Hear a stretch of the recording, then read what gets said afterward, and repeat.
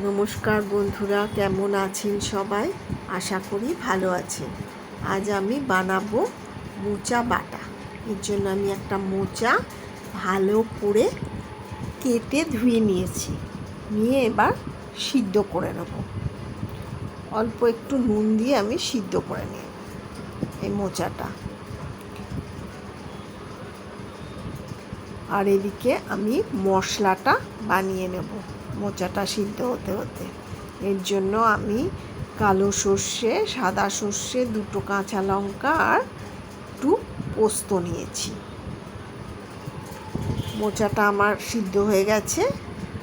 আর নারকেল কোড়াও লাগবে আমার মশলার সাথে।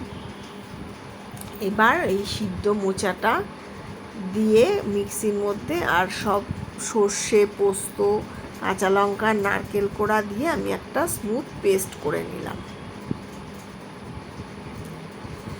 আমার এই রান্না যদি আপনাদের ভালো লেগে থাকে তাহলে আমার চ্যানেলটা একটু সাবস্ক্রাইব করে দেবেন।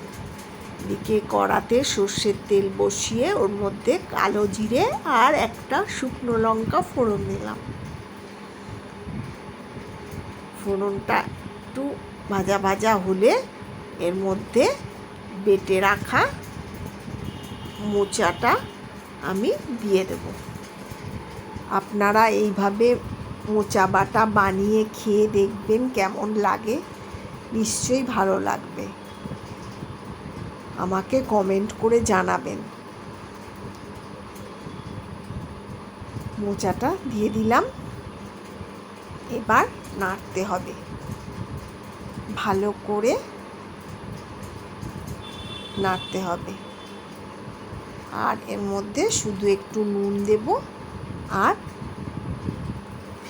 সামান্য একটু চিনি দেব। আর কোনো মশলা লাগবে না। নাড়তে নাড়তে যখন একদম মাখা মাখা হয়ে যাবে, দেখবেন কড়া থেকে ছেড়ে আসছে, তখন বুঝবেন এটা একদম হয়ে গেছে। গরম ভাতের সাথে এই মোচা বাটা খেতে অসাধারণ লাগে।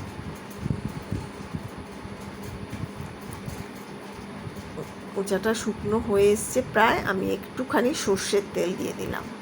দিয়ে আবার খানিকটা নেড়ে নামিয়ে নিলেই আমার মোচা বাটা একদম খাওয়ার জন্য রেডি।